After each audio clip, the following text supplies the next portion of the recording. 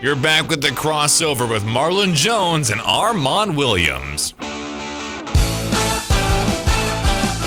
All right, welcome back to the crossover with Marlon and Armon. KDWS 1060 brought to you by Western States Plumbing and AC, where members receive 2 annual maintenance visits as well as up to 20% off repairs and new systems.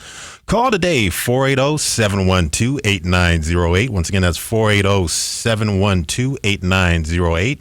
And you can follow us on our Facebook as well as our YouTube channel, Facebook fan page and YouTube channel at The Crossover 1060. Once again, that's at The Crossover 1060, our Facebook page and our YouTube channel, guys. The Crossover at The Crossover 1060. All right, Big Pimp and Big Show time. Yes, sir. DeAndre Ayton, I want to talk on DeAndre Ayton. He's basically leading the Bahamas team to the quarterfinals. He's led them to the quarterfinals with his impressive performances against Cuba and then Argentina, and a pretty big upset just a couple days ago. They attempt to qualify for the 2024 Olympics, the Olympic Games in Paris, and he's been absolutely outstanding. I got a little snippet of video, some highlights from his recent game over Argentina and their 101-89 upset over Argentina, as Ayton ends up with 22 points, 15 rebounds, 2 steals, and 3 blocks. Ayton, turn around and lane, scores. This is up the open jump shot. Now, Ayton goes to work and introduces. Ayton is not missing. Argentina. And the bounce pass to Ayton, able to pick it up and score. Ayton. And nobody. Here comes Ayton. A little pressure being offered here by Argentina, and then Smith, who comes all the way in. And there is the follow from Ayton. All right. So those are some highlights from the previous game the most recent game that they played against Argentina when they upset them 101-89. First of all, you got to love the way that, I don't know where the dude is from, or if he's from the Bahamas or wherever but you got to appreciate the way he just kept saying, Ayton. Ayton. You got to love that. There's got to be some type of Caribbean jerk accent or whatever. Ayton. All right, the turnaround from Ayton. Let me tell you right now, the only people that are surprised about Ayton performing like this are everybody except me. Ayton, when used as a focal point, you see what can happen. Absolutely. He gets a lot of criticism, in my opinion, that's really undue to him. He gets crucified in this Phoenix market by these diehard Suns fans, and it makes me sick. It makes me sick too, because he came in and he's literally a fourth option, and he's still giving you 18 and 10 of 65% shooting as a fourth option. Right. And he's a true 7-footer, and he's athletic, and he's not even 25. And he's new to basketball. He didn't start playing when professional basketball when he was 16 years old, 17, like Luka Doncic. He didn't really start playing basketball until like junior high or something like that, or barely into high school. He started really playing. He was playing soccer. Yeah, Luka's been playing since he was 15 or 16. Right. Professionally, against grown men in Europe. And I know that's the comparison is between him and Luka, but Luka Doncic is putting up phenomenal numbers, but different players. And how far has he led? Has he helped the team, been pivotal part of a Dallas Mavericks team getting to the NBA Finals yet? Thank you. Hell no. Exactly.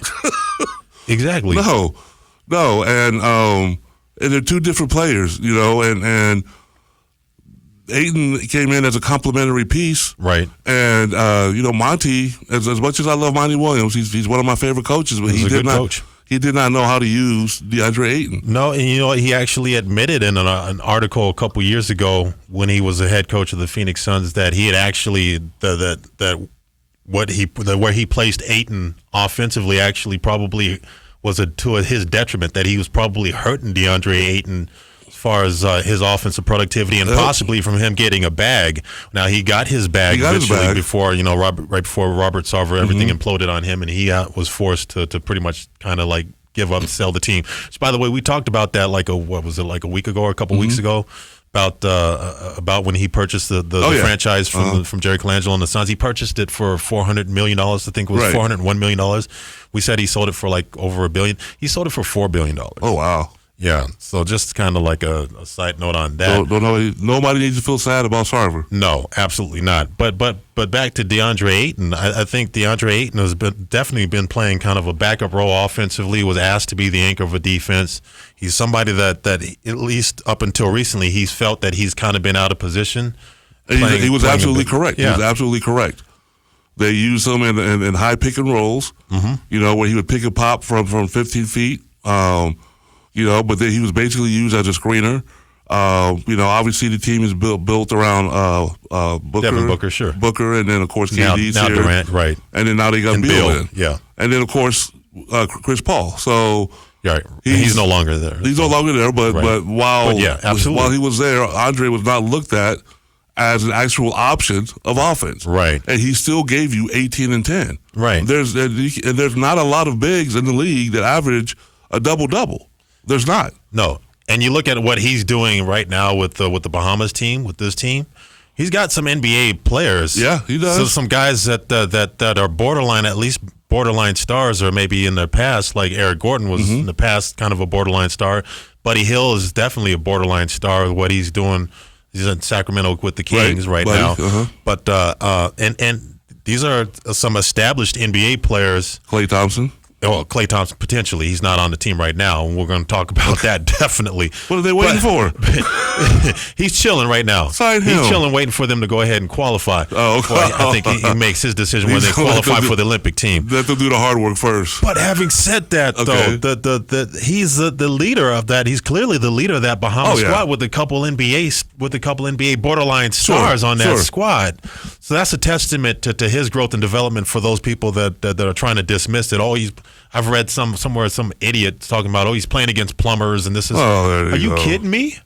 Do you know how far these teams have developed and advanced to where they're able to compete against the Team America? Right, especially Argentina, because they've beaten America before. Absolutely. And that game was an upset. And we're talking about the Bahamas. And Argentina also, they're hosting this FIBA, this qualifying tournament out in the Western atmosphere, whatever you want to call it. They're hosting this. So Bahamas went into like the enemy territory and defeated them, embarrassed them. Yeah, have you asked those idiots when's the last time they ever heard basketball and Bahamas in the same sentence? Never. Especially when it came to quality elite basketball. This is a question I got to ask. Could and this is a big stretch. I know I get it. Could the Bahamas become in basketball what Jamaica is in track and field? Is that a possibility? No. Okay. I didn't think so either. No, I don't think there's enough. Big enough of a pool of talent? Right. I don't think the pool of talent is big enough. Ayton is an anomaly, obviously. Right. He's generational. He's a freak. He was that way in college, high school, whatnot. And I don't think the Bahamas has a bunch of kids that are playing basketball, 7-footers running around, right?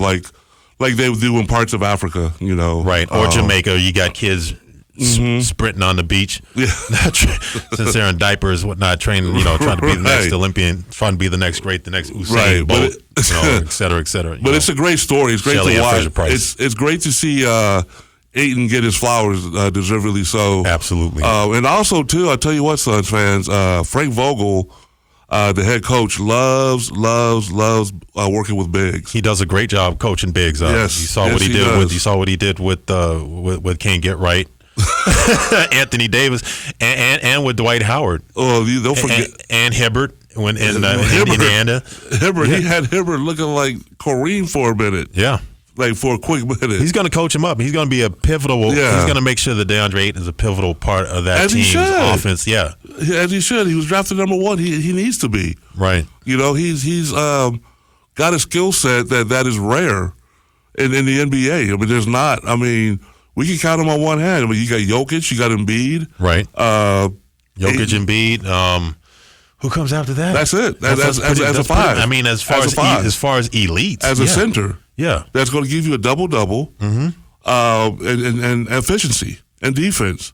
That's it. Yeah, Embiid and Jokic, And Ayton is right there. I mean, he's below Jokic. He's below Embiid. But he's knocking on that edge. He could be. But honestly, in my personal opinion, where he is and where he could be, he's certainly above and beyond like the tier that's probably a little bit below him. Like Rudy Gobert? Like Rudy Gobert. Yeah, Rudy Gobert starting to slide. And Rudy Gobert was never really much of an offensive threat. Zero Rudy offense. Gobert he's pretty much more of a defense. We forgot Cat. We forgot Cat.